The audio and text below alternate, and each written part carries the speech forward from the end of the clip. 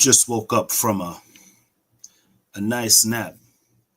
Really, really needed to get my mind at ease. Got some hot tea.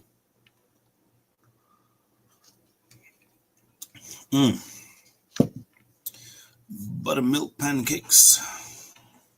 So what am I doing here? Well, doing a podcast. So I just got a nice little picture sent to me. Look like this brother is eating some tacos. Let me pull that up over here. So many different things. We don't have to just discuss sports. We don't have to discuss anything in particular. That's the beauty of the name. We can discuss many different things. This is my first time going live here on Reflex Radio, simulcasted on YouTube and Facebook. Thank you to the fine folks at Reflex Radio for giving me this opportunity and this platform to just sit and do what I've been doing, recording videos, talking sports. It's a hobby. Maybe we can turn that into something more. Get a little bit more professional. So tonight, I don't really know if anyone's going to tune into this live, watch anything, listen to anything. Sip some tea here.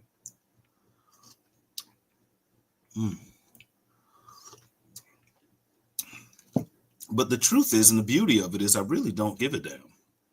You see, I was going to post a video talking about the Knicks anyway. I was going to post videos talking about the Yankees anyway. I was going to post a video talking about the Jets any damn way. So I guess it really doesn't matter who's listening. So just trying to figure out many different things. I got 3 screens here, but only one brain, so just bear with me for a little while. But let's get right into it, man. The New York Knickerbockers. That sounds Knickerbockers. You got to be Pacific. The New York Knicks have game 1 against the Boston Celtics tomorrow. And obviously I'm a Knicks fan. I think the Knicks have a puncher's chance to win this series. Can't talk too crazy. If I was talking crazy, I would tell you Knicks in 6. But honestly, Boston is obviously the better team. They're the champs. But let's play devil's advocate for a second, right? Last year, Boston had a cakewalk in the Eastern Conference, as far as I'm concerned. They didn't have to play anybody built like this Knicks team. They didn't have Mitchell Robinson in the paint. They didn't have a monster like Karl Anthony Towns on the other side of the floor. And they didn't have a clutch closer like Jalen Brunson at the point guard position through the Eastern Conference. Now, you can argue they had Kyrie and Luka in the finals. We know how Dallas feels about Luka, and we know how Lakers fans might feel about Luka right now. I don't know that Boston has seen a team like this Knicks team. With that being said, you have to give respect where it's due.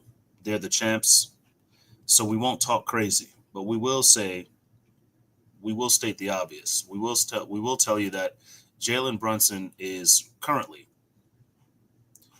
he is single-handedly restored my faith in the NBA in terms of unsung superheroes or stars rising from out of nowhere. He wasn't drafted to be this. And even when the Knicks signed him, he wasn't this. He's a star being born because of the moments, because of his postseason performance. And the best part about him is that he's wearing a Knicks uniform. No one will wear number 11 for the New York Knicks again after Jalen Brunson. We can book it. You see the trajectory he's on. He's already one of the best playoff performances I've ever seen. Right? Better than Marbury, better than Melo. And he's not too far away from being better than Patrick Ewing in terms of a playoff performer. We've never seen this in a Knicks uniform. Not in my lifetime, right? All due respect to Patrick Ewing and the guys before him, Bernard King and Walt Clyde Frazier, Earl the Pro Monroe, Dave DeBusschere, some of the names that, I can't even remember, or I've never seen those guys. I wasn't around in the 70s or early 80s to see anything. The Knicks glory days. The best that I got to see is Patrick Ewing, an aging Patrick Ewing, right? Latrell Sprewell, Allen Houston, Marcus Camby. I never saw any of those guys do what Jalen Brunson is doing on a consistent basis, starting a series, dropping 30 every game. As he goes, the team goes. If this guy doesn't come out there and give you an A-plus performance, the Knicks have no shot. It's Allen Iverson-esque what we're getting from Jalen Brunson right now. And so the question is, will he continue this level of performance in Boston? And the answer for me is, why not? I think Boston's defenders have enough to worry about with OG Anunoby, with Mikal Bridges, with Josh Hart. They have enough to be concerned with Karl Anthony Towns and with Mitchell Robinson down low. Not saying Mitchell Robinson's a huge threat on offense, but when it comes to offensive rebounding, this is where I think the Knicks can actually make an impact on this series. Offensive rebounds. If the Knicks out-rebound Boston, well, it's a little bit of momentum in terms of having the pendulum swing the Knicks' favor. If Bridges hits his open shots, if OG Anunoby decides to attack the basket instead of just settling for threes, if Karl Anthony Towns plays like he's 6'11", right? No one has his skill set, and who's going to defend his skill set? Yes, I understand you have Jason Tatum, you have Jaylen Brown, you have that guy whose hairline was pushed all the way back to the goddamn back of his head, and he had to go bald, like me. I forgot his name. That guy. Looks like the guy from House Party. You got Kristaps Porzingis. I get it. And you have a deep bench. I get it. But guess what? You only got one basketball. And this Knicks team is coming out of a series against Detroit where it was a physical series. The Knicks got beaten and battered, but they weren't defeated. And Boston, again, they had a series versus Orlando. I didn't watch a single moment of it. I had people tell me it was a physical series, some Boston fans who I cannot wait to talk to after tomorrow night's game. After the Knicks go up 1-0, after Karl Anthony Towns drops 40. After Karl Anthony Towns drops 40. After Jalen Brunson drops 40. They combine for 80. Bridges another 20. OG another 20. I lost the math already, but count it up. A triple-double from Josh Hart. This is what I'm telling you the Knicks are capable of doing. You can agree with me or not. So let me look at some statistics leading into this series. Because, I love to talk theory with the Knicks, right? It's all we have. We haven't played a game yet. But I want to dive into the Knicks-Celtics head-to-head throughout the regular season because I know it's ugly. I know Boston swept us 4-0. And I know that if you're a fan, whether you like the Celtics or you just dislike the Knicks, you're going to sit there and tell me the Knicks didn't beat them at all this season and blah, blah, blah, blah, blah. And it means nothing to me, to be honest with you. But let's just take a look at, how they did throughout the regular season. I believe the Celtics won each game by an average of 16 points when you tally up the 4 games.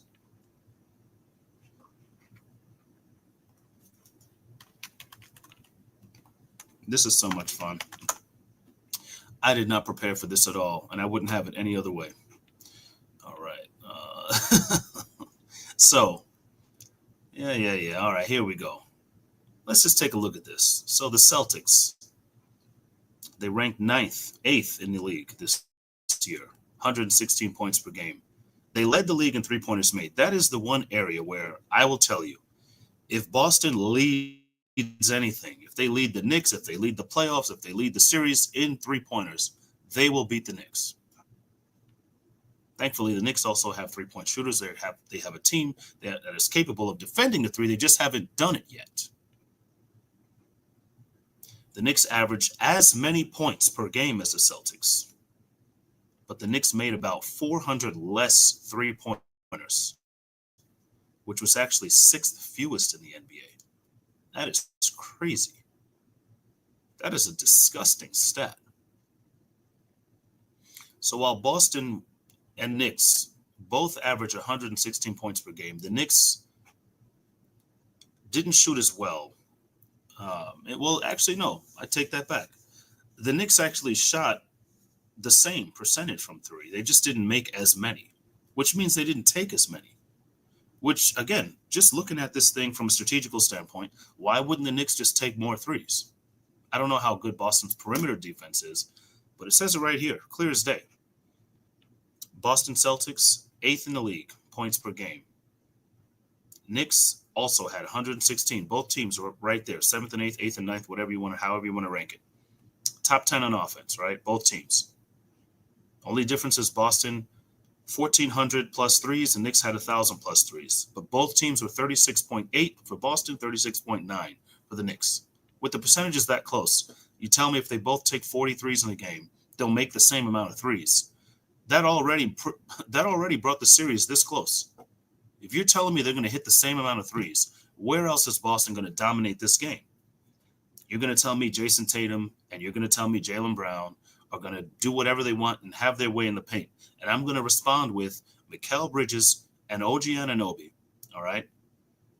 In a shrunken sample size, in a 7-game series, right? This is it. Winner goes on.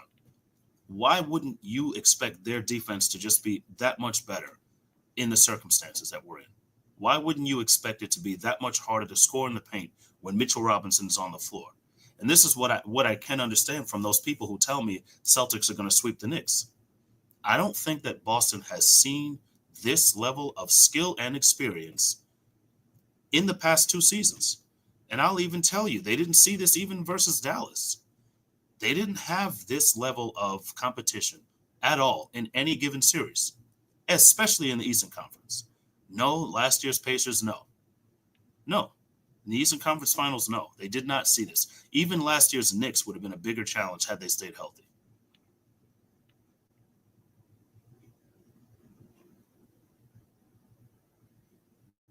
So, you take the scores from the last 5 meetings, it's dating back, so it's April 8th of this year, which was a couple of weeks ago, well, almost a month ago now, where the Celtics won a 2-point game, 119-117. February 23rd, 118-105. February 8th, 131-104. October 22nd, earlier in the season, 132-109. That was actually opening night, if I can remember correctly. And Boston hit 1,000 three-pointers. It is what it is. Can't take anything away. And then last April, 119-108. That's where the Knicks actually defeated the Celtics. But I don't know who was playing. So it's the last 5 games. The Knicks did get one lick, but it was last season, just to be clear. This season, they were 0-4. So you got game 1 tomorrow night on TNT. I cannot wait. I can't wait for the Knicks to show you everything that they're made of. I really cannot wait. You see the way that Jalen Brunson controls the game. When he's out there in the fourth quarter, the Knicks have every right to win that game. And they make winning and losing their own based on making every possession count. Is that something that they can do against Boston? We know Tatum, he's got the experience. We know Jaylen Brown's got the experience. And we know Kristaps Porzingis can be lethal. He'll probably stand out there and hit 5 or 6 threes, or at least try to. That's going to be a tough matchup. But again, you still have to defend the Knicks too. You still have to defend Jalen Brunson. Everyone says, oh, we're going to put him in a blender. He won't be able to do what he did to Asort Thomas. He won't be able to cross him up and he won't do that to our guys, right? And again, fine. You know what? What if Brunson goes out and has 18 assists? What if OG Anunoby drops 40? Mikal Bridges drops 30? You still got to stop Karl Anthony Towns. I think the Knicks have more than enough, and if you're thinking they don't have enough, and it's you that's misunderstanding and underestimating this basketball team. Let's see where we are right now.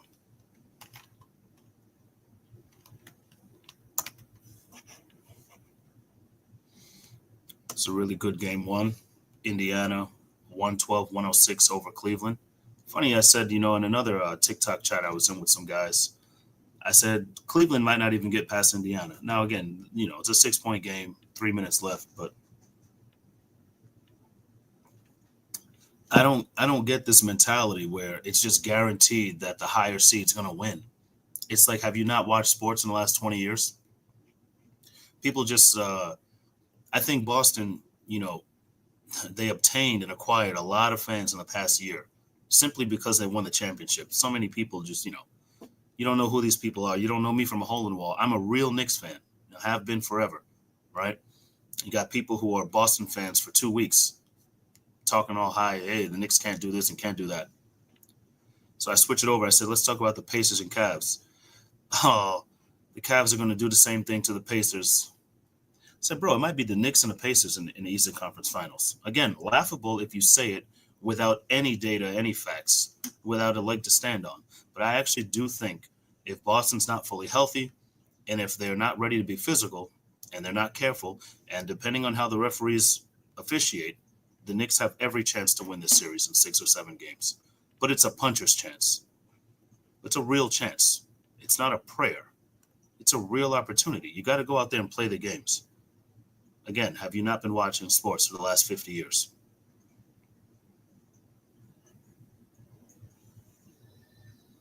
It's pretty good, though. That Nuggets and Warriors, Nuggets Warriors, that Rockets Warriors series, very interesting. Obviously, Game 7, tonight, in a little while, about 15 minutes. Dang, that Cavs game right there. Oh, my goodness. Yo, Indiana's about to go up 1-0. I wish this wasn't happening because now I feel like you got Boston sitting over there saying, oh, let's make sure this don't happen to us. Because I swear to you, the Knicks were going to go up 1-0. I kind of just hate when you lose the element of it being like the first, like, surprise, because here goes Indiana doing it, leading on the road against the higher seed, against the number 1 seed. This is exactly what I believe the Knicks can do to Boston. It wouldn't shock me at all tomorrow if we all turn on our TVs or whatever you have, radio, and you see or hear the Knicks are up 114-106 with 2.5 minutes left in Boston. Why would that surprise you so much? I wish I could talk to you. We'll jump off that boat for a little while and let that rest where it is.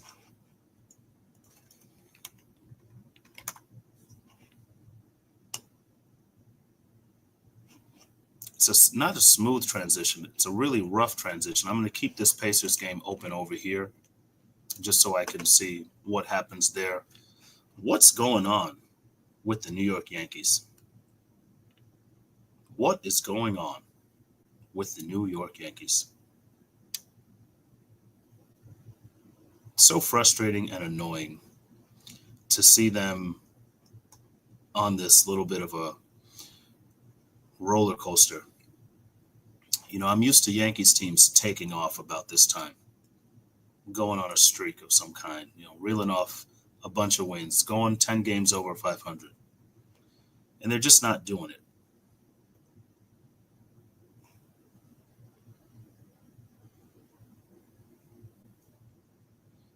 Got a win Friday, lost yesterday, and a loss today. I think that's their 3rd straight series loss, if I'm not mistaken, right? And they did the same thing versus, of course, we know they almost got swept against the Guardians. So they won 1 of 3. Okay, they took 2 of 3 from the Blue Jays, and then they lost 2 of 3 against the Baltimore Orioles. Now they got the Rampates taking 2 of 3 from us again. And tomorrow the Yankees start a series against the San Diego Padres.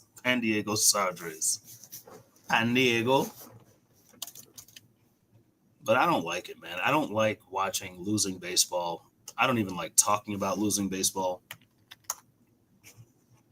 I think the only team that I root for, that I'm comfortable talking about ad nauseum while they suck, you guessed it, just end the season. Jets. because you only get 16 games. Well, now 17, right? Traditionally. But past few years, you get 17 games, which kind of makes it worse because it's just another week to suck. Another week you're sucking on. So you're not really getting anything good out of that extra week if you're a team like the Jets recently. No matter what they do, it just can't go right. It never does go right.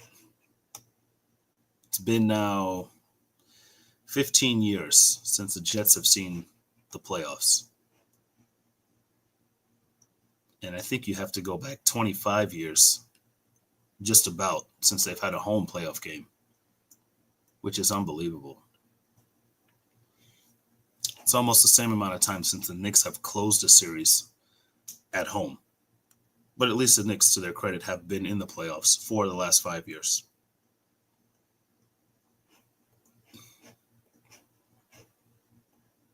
Man, what is going on in that Pacer game? How are they still at 2 minutes? Is this thing frozen?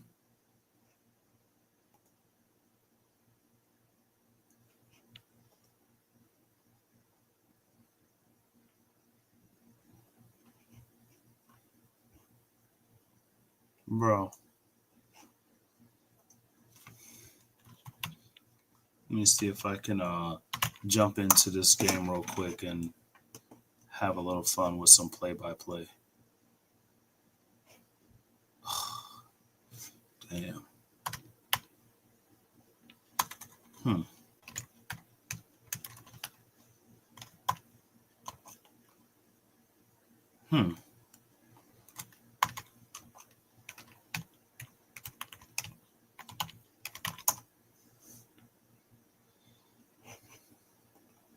The hell is this thing?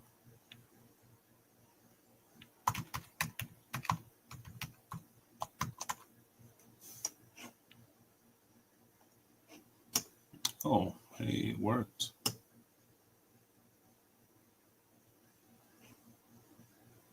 Oh, yes.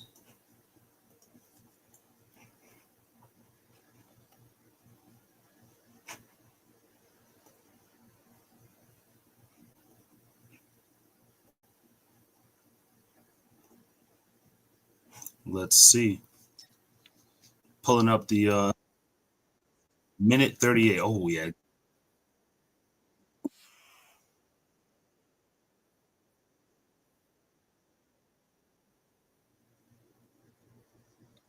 Unbelievable. This thing is blurry as I don't know what.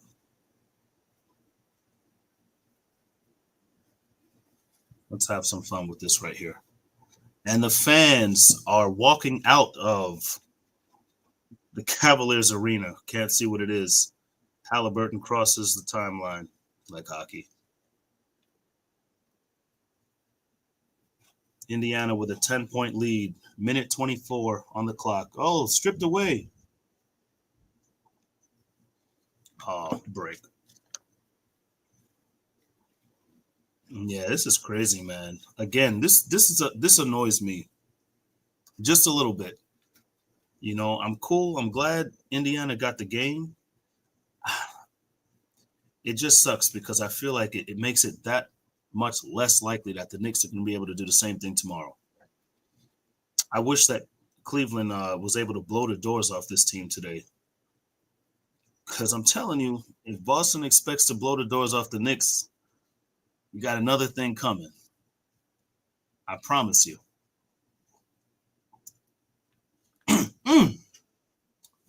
That tea is good. Minute 6. Lead cut to 8. Halliburton dishes out to the other guy. I don't know any of these dudes. And I really don't give a damn. I know that guy right there, that tall dude. Break. Rebounded offensively by I am the captain now looking dude, Siakam. Hey, man. Indiana, congratulations, man. Game 1, you got it. Dude, I cannot stand that Indiana team, man. Just remembering how they did us last year while we were injured, beaten, battered, and bruised, took advantage of us, took us to the backwoods, and really just the Knicks, you know? I can't stand Indiana. But congrats on the win. That's nice. It's good. I just want the Knicks to do the same thing tomorrow in Boston. Telling you, Brunson could have 20 assists. Everyone I've spoken to about this series who's a Boston fan or a Knicks hater, they tell me, oh, Brunson won't be able to do this. Brunson won't. And I know Jalen Brunson, he plays basketball. He pounds the ball into the ground, dribbles like, big old bobblehead dude, I get it. It's not the sexiest game at all. But he doesn't have to come out and drop 40. Karl Anthony Towns could have 40. OG Anunoby could have 40. Like, stop acting like the Knicks don't have options. Just because you haven't seen them, you haven't watched 82 games this season. You only saw the Detroit series, or you only saw like 5 games last year. Just because you don't know what the Knicks can do, don't discredit somebody who does know what the Knicks can do. I'm telling you what the Knicks can do. They can come out tomorrow, drop 120, hold Boston to a buck, and really lay it on them. Will it happen? I don't know. It can. In the words of the Stephon Marbury, if you believe it. So this game is over. A lot of guys on that Cleveland sideline looking upset. Started looking how he always looks in the playoffs.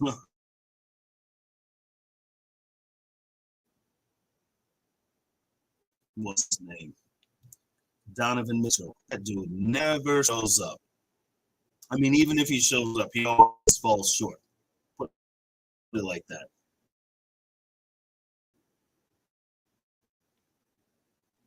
I'm glad this didn't jump Donovan Mitchell. So we didn't round. Number 1 seed going home in the second round. Eventually. That was the MO out in Utah.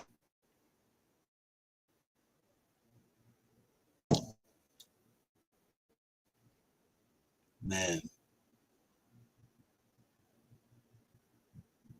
Break. Rebounded by one of them dudes on Indiana. I'm telling you, I tell you I don't know that roster. I do not know that roster. Let me see something.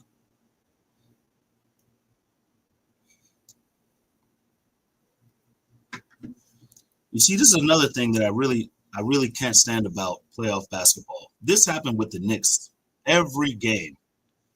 You can clearly see one team's about to win. You can clearly see the loser, right? 5-point deficit, whatever, 10-point deficit. The final 2 minutes of the game, 15 minutes. Minimum, 15 minutes. I tuned into this game, 1 minute and 38 seconds on the clock. 8 minutes ago, bro. Well, there's still 24 seconds, bro. It's about to be a 10-minute lead. I get it. For the sports conspiracy theorists out there who say Vegas needs it to do this or do that, I get it. I see it. I get it. Oh, it's a 10-point lead. Or what was this? 9. Okay. Foul. Throw free throw. Okay, he's down by 8 now. There we go. Game over. 9 point. Oh, no, it's not over. Damn. Well, how is it not over? How did 24 seconds? Man, whatever. 7, 6, 5, 4. And the Indiana Pacers have given you a preview of exactly what can happen to your Boston Celtics tomorrow night. Tune in. The lower seed takes game 1. Is what it is. I don't care who's injured. I don't care who didn't play. I don't care who might have played, who was halfway healthy. At the end of the day, Cleveland just lost game 1 on their home floor. And I'm telling you, Boston can do the same tomorrow. And I can't wait. I look forward to it. Let's take a look at that playoff picture. Nice. OKC in Denver. Yeah, OKC could lose tomorrow too. number one seed. Okay. I can't vote. I can't just bet against Joker. Like, no. You got to rub on that old thing. You know what I'm saying? And that's Joker and them boys, man. They fired their coach, fired their GM, and they still coming for the ring. That's crazy. That's crazy, bro. I cannot stand Halliburton with all due respect. Yeah, he's nice though. Ugly ass 3-point form. Yeah, can't stand that team. Indiana, I would never like you. Reggie Miller days, you know, Indiana, bro. Anyway, that was nice to watch. I just had to tune in and make sure that Indiana got the job all the way done. And we're gonna keep it going, man. I see a lot of lower seeds advancing in this place. Wouldn't shock me at all if Denver would beat OKC.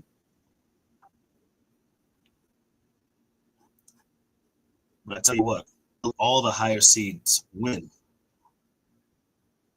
If you just let me have the Knicks beating Boston, God, amen. So yeah, back on the Knicks subject anyway. One of the biggest reasons why people who don't know the Knicks don't believe in them at all is because of the play of their bench or the lack of production from their bench. And I agree with you. It's one of the reasons why, if the Knicks somehow do get embarrassed in this series, if the Knicks somehow don't come out and they don't necessarily have to win the series for me to be okay with their performance, right? If they lose game 1, game 2 in Boston, single digit game, final possessions, and Jason Tatum is Kobe Bryant, what can you say, right? But at the same time, if they don't make adjustments throughout the series, if they stay healthy and they get embarrassed, I'm one of those people where I've been on the fence with Tom Thibodeau.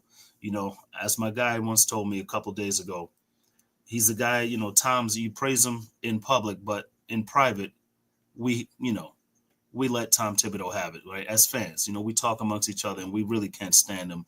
We tweet things or we post things and we just, we see somebody talking terribly about him and we happen to like the post, right? That's the relationship with Tom Thibodeau. We respect everything he's done as far as restoring order, restoring a standard of winning at MSG with the Knicks. But at the same time, bro, it's not okay to just get embarrassed. It's not okay that the other team's bench scores 30 or 40 points and we score 8 and we get swept by Boston, or we lose in 5 and it was never close. Because I got to be honest, even though I do believe that the play in the offseason might be to trade a piece or two to acquire somebody a little bit more legitimate, like a Kevin Durant, even at age 38, like a Giannis, even though he's injury prone. Maybe you say goodbye to Bridges. Maybe you say goodbye to Hart. Maybe you say goodbye to Anunoby. Maybe you say goodbye to 2 of the 3 to acquire one of those kind of guys.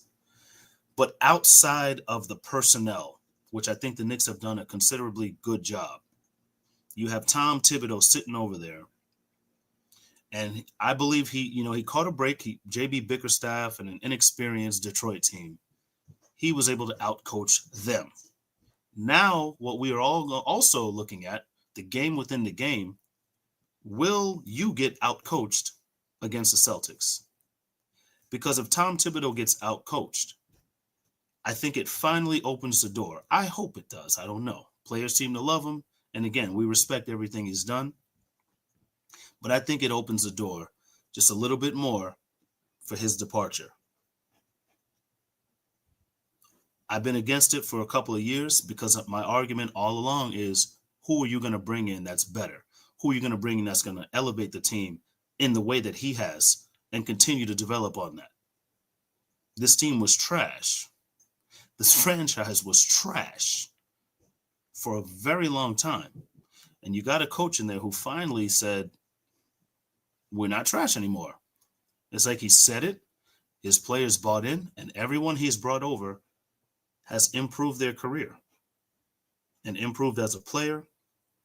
Most notably Julius Randle, Isaiah Hartenstein, some of the rookies he was here for, like IQ and RJ Barrett, some of the acquisitions that he brought in, in addition to, right? So obviously Brunson, obviously Karl Anthony Towns, obviously OG Anunoby. I think those three guys have played some of the best basketball they've ever played. And Karl Anthony Towns been all NBA, right? But Jalen Brunson, obviously he elevated from a backup point guard who got some playing time when Luka went down to one of the top guards in the game, to who I consider right now to be the best closer in the game. He's not Jordan. He's not Kobe. He's not even Allen Iverson. He simply just seems to be a guy that's cut from the cloth. He's cut from that cloth. I don't care if he's 2 feet tall. The guy's heart is bigger than Shaquille O'Neal. Immeasurable. His footwork is insane. He's fundamentally sound. I called Jalen Brunson yesterday. I called him the Tim Duncan of point guards. Somebody told me I was delusional because I'm comparing Brunson to Tim Duncan. Comprehension, my brothers. I don't know. It seems like everybody's not capable. You can disagree. But, like Tim Duncan, his game wasn't necessarily sexy. Dude was shooting 17-footers off the backboard. Not saying it wasn't efficient. That's the whole point. He was very efficient, right? They called him the fundamentalist, if I'm not mistaken. But that's Jalen Brunson. Did you see that sequence when he dribbled under the basket, almost lost his footing, kept his footing, leaned back, up and under layup? I mean, once he made that, I said, yeah, the Knicks are winning this game tonight. Special. Game is not sexy. Doesn't have to be. Dude is dropping 30, easy, nightly, twisted ankle, high ankle sprain, whatever. He's just dropping 30 plus, 40.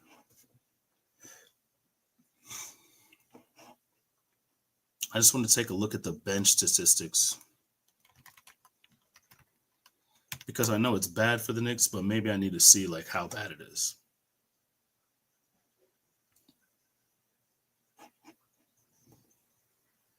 Bench scoring and being outcoached. That's the only two things that would, not so much the bench scoring, because I believe in the starting lineup and what they've shown so far. I know what it is. It's a Tom Thibodeau team. But if Tom Thibodeau gets outcoached, that's about the only thing that would really piss me off in this series. Again, I talk real. I don't expect the Knicks to win the series, but I just know that if things go their way, they can win the series. So you look at the Knicks team leaders so far from the Detroit series: Jalen Brunson, 31.5 points per game. Karl Anthony Towns, 10 rebounds a game. Brunson, 8.2 assists per game. OG Anunoby, 2.5 steals per game. And Karl Anthony Towns, 1.3 blocks per game. It's pretty good. OG Anunoby, 2.5 steals. That surprised me. I did not know that. And I watched every game. I didn't know that. You look at the shooting stats from that Detroit series.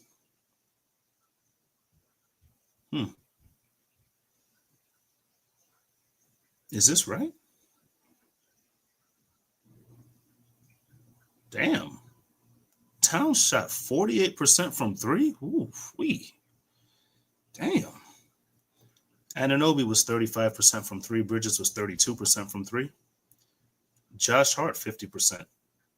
Cam Payne, 42%. I don't know how much you want to rely on that. I know he did have the good game one. But that's crazy. Karl Anthony Towns, 48%, and Josh Hart, 50% from three. That's huge. Free throw percentage. Pretty much everyone except McBride and Mitch is 80% and up. Towns is 90%. OG Anunoby, 90%. Bridges, 85%. Just breaking down the nitty gritty of who's going to do what in this series. Again, I'm very confident in the Knicks starting lineup. When you look at, the bench, what do you expect from McBride, Campaign? Obviously, Mitchell Robinson, we expect the world of him defensively and on the glass.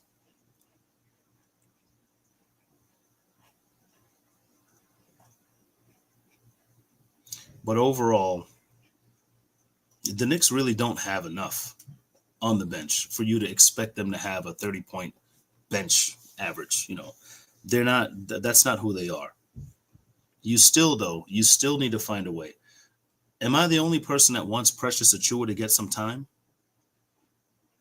Something. Can he just come in and eat up some fouls? And, you got a guy like Al Horford. Like, he should be able to go one-on-one with Al Horford. I don't know why Precious didn't get that last game. The Knicks were skating on thin ice because Towns had 5 fouls and Hart had 5. And I forget which one of them fouled out. Towns fouled out.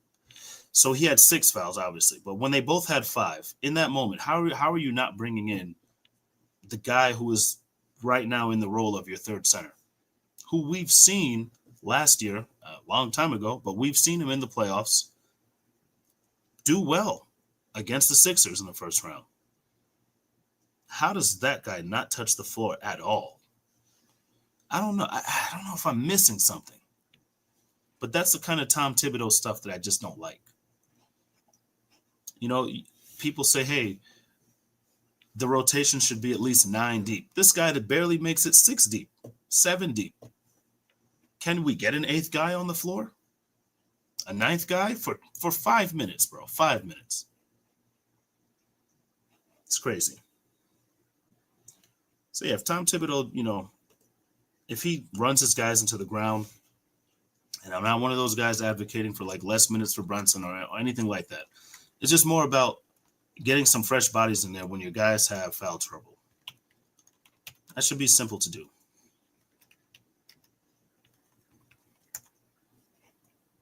Take a look at the Celtics stats. See what their guys did. This pains me. But the numbers make sense, and they match up with the guys on the Knicks side. So Jason Tatum, points per game, 31. This is in this postseason, right? So they had their series in round 1 against Orlando.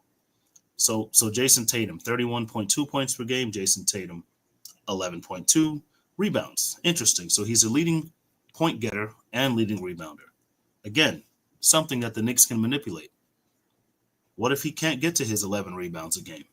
Because he's got Karl-Anthony Towns grabbing the boards. He's got Josh Hart grabbing the boards, or he's got Mitchell Robinson grabbing the boards, right? If you lower Tatum down to 7 rebounds, can the Knicks find a way to win? Let him have his 31 points a game. Same way that they would probably say, let Brunson have his 30 points a game. Drew Holiday, 5.5 assists. Is that even enough? I would say that this team needs more assists if they want to beat the Knicks. Because one-on-one, I don't care who you are, OG Anunoby and Mikal Bridges are not just giving you 30 points. Believe me if you want to. Watch the game. Kristaps Porzingis, 1.8 steals. What? So you tell me Porzingis leads the team in steals, bro, from the center position? That's crazy. That's crazy. And Al Horford. I don't want to be disrespectful or crazy. This is laughable, bro. I don't even want to look up Al Horford's age. Now I got to look it up. 1.8 blocks per game, bro. Who's getting their stuff swatted by Al Horford, bro? Hold on. What's going on, bro? Dude is what? Where's you? Bro, show me your birthday. Where are you at? You lying. 38? That's it? That's it? Okay. He'll be 39 in June, a month from today, June 3rd. I'm going to talk too much, but look, he's born in DR. I don't know if that's really his age, bro. All due respect, my brother. Who's getting their shit spotted 1.8 times by Al Horford, bro? That means in some of those games, he had to have 2 or 3 blocks to make up for the nights where he had none. Because I know damn well nobody getting their stuff swatted by Al Horford, bro. Come on, man. I don't want to get disrespectful or talk crazy. Like I said, I heard that the dude with the hairline, with the hair that was pushed back to here, who finally cut his shit bald, Derek White. I heard he was nice. Fine. You ain't doing nothing versus the Knicks, bro. You're going to hit some open threes. You're going to do stuff like that. I get it. But at the end of the day, Tatum and Brown, they're going to be working hard, bro.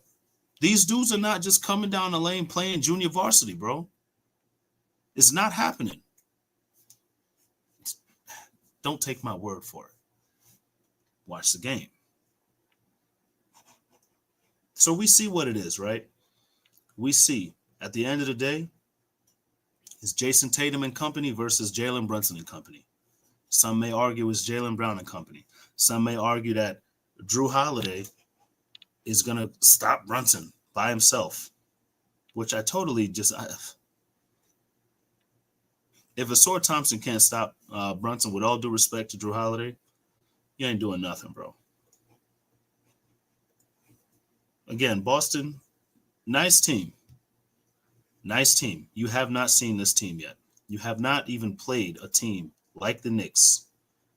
OG Anunoby, poor man's Kawhi Leonard. Mikal Bridges, I don't know the comp. I don't know the comp quite, you know. Call him a poor man's Paul Pierce, but I don't know if that's a stretch or not.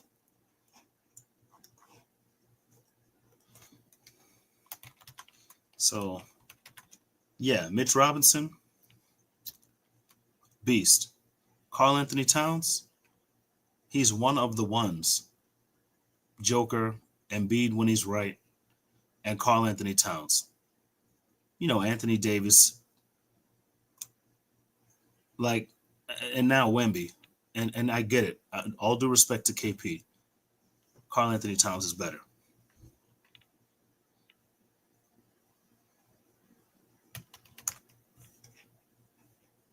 I love how everybody has an answer. Oh, we're going to guard Brunson. Oh, who's OG Anunoby? OG? Ha, ha, ha, ha. Bridges? Huh? The guy you gave up 5 picks? Ha, ha, ha.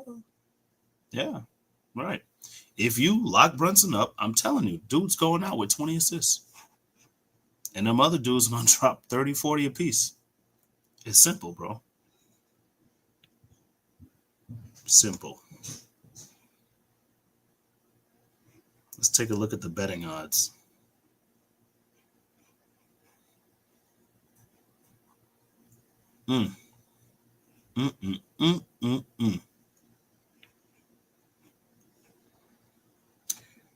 Is this right? The Knicks are a plus 500 to win the series? Don't tempt me.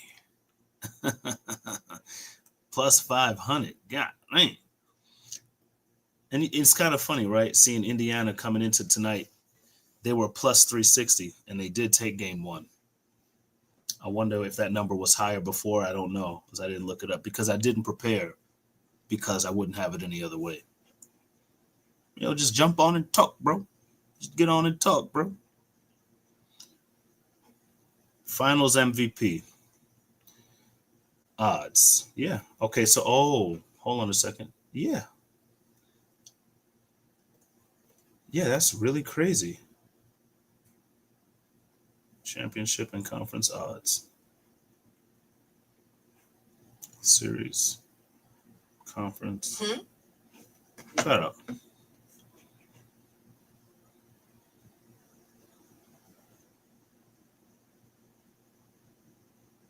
Okay, so now this is very interesting how Jalen Brunson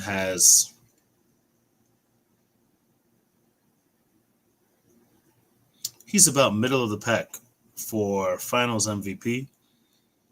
So you have, SGA, Tatum, Mitchell, Edwards, Jaylen Brown, Evan Mobley, Joker, Curry,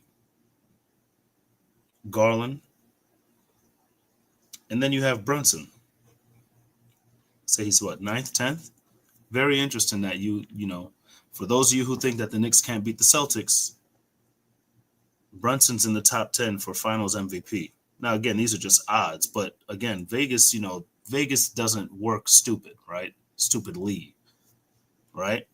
He's up there for a reason. By chance, if the Knicks get past Boston, that'll knock off Tatum and Brown, which puts Brunson at like 7th, right?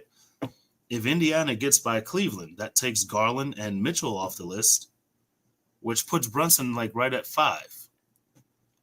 Stay woke, bro. I'm telling you, if Vegas really thought Knicks didn't have a chance to win the finals, then why would Brunson be ahead of Jalen Williams, Kristaps Porzingis, Derek White, Chet Holmgren, okay, Karl-Anthony Towns, Halliburton, Siakam, I am the captain now, Draymond Green, what's his name, Amin Thompson, Jared Allen, Drew Holiday, Jalen Green, Jamal Murray. You got Jalen Green twice? Oh, Draymond Green, right? So, yeah, why would Brunson be ahead of all those people, bro?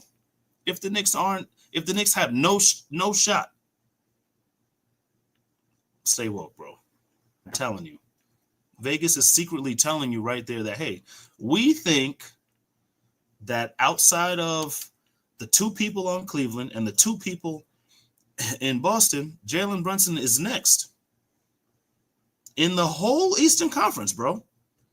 Everybody else in that top 10 is in the West.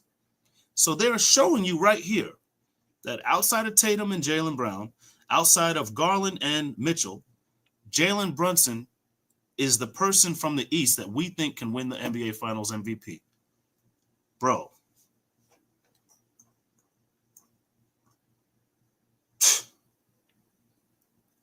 This is from Vegas, bro. Vegas is like Bible when it comes to this sports stuff, in case you haven't noticed that. They don't just put people in places, bro. That really means something. I'm telling you. I don't even need to say anything else about that.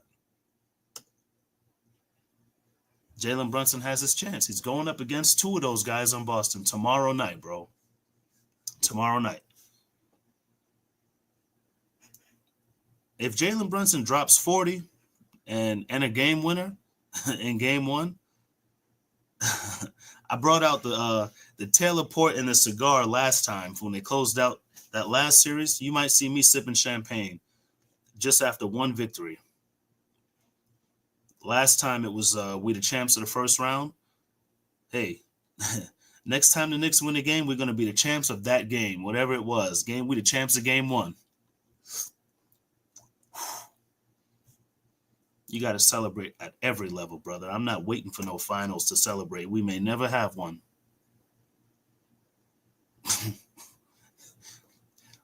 It's your favorite Unc.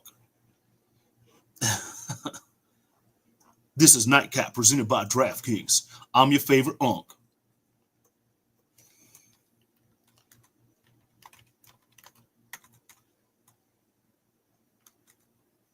Shout out to Shannon Sharp.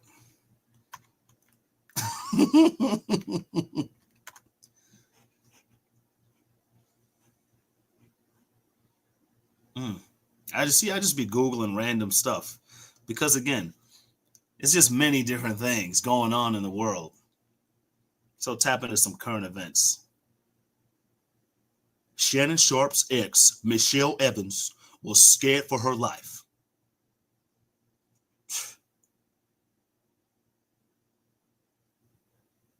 Shannon Sharp accuser claims ex-NFL star threatened to kill her.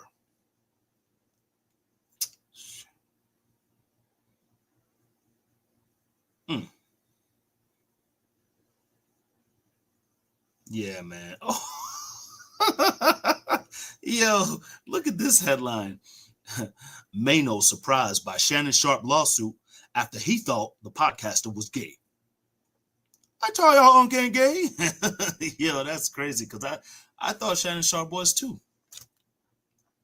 I remember going doing a little thing, a little video on TikTok after he had the leaked audio from the like last summer where he was like, "Oh, Michelle, Shelly, oh, baby, do it for daddy."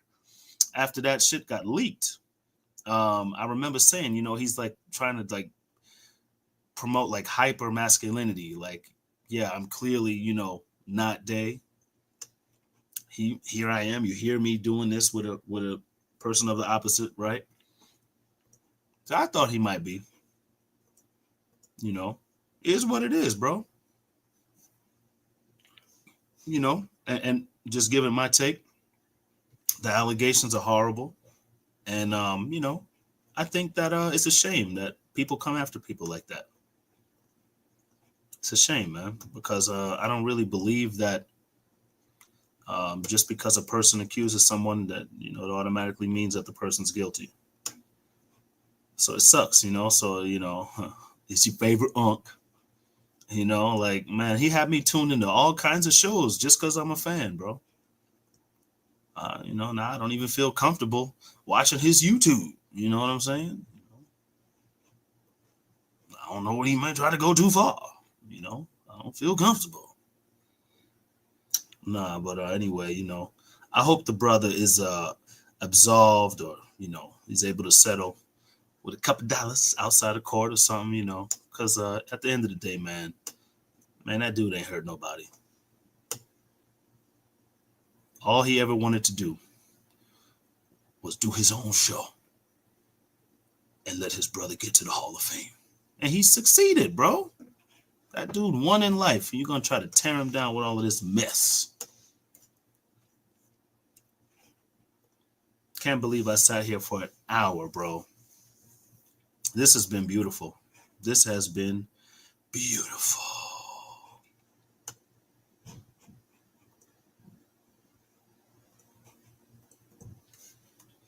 Got a couple minutes. Start winding down. Don't worry, we're gonna get some things. I'm gonna cue up some music. I'll spend some time working on it this week.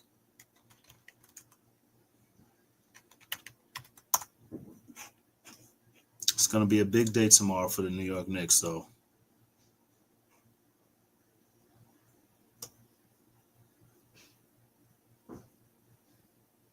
Man, it's kind of crazy when you step outside of sports just for a split second and you read the topics of world events. And that's why I'm still torn. I'm still trying to figure this thing out. Do I have a sports show?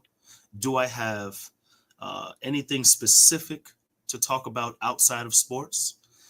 And that's why it's many different things, bro. I mean, just inside of sports, you have Knicks, Jets, Yankees, and anybody else from New York, right? You have a lot just within my home state. But then you see stuff about what this country is going to do with that country and what that country and this. Oh, my goodness, man, the world. Man.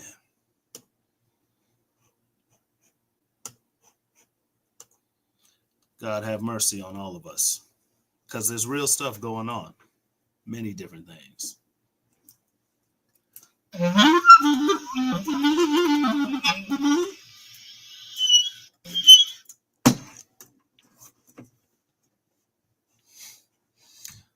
All right, well. Knicks in 6. You heard it here first. It's your favorite unk. And I'm out. In a few seconds, I'm out. Still got some tea. Many different things podcasts. Shout out to Reflex Radio. Simulcasted on Facebook and on YouTube. Sundays, 8 Eastern, 7 Central. We'll do it again in a week. I'm Ben Little. Ciao.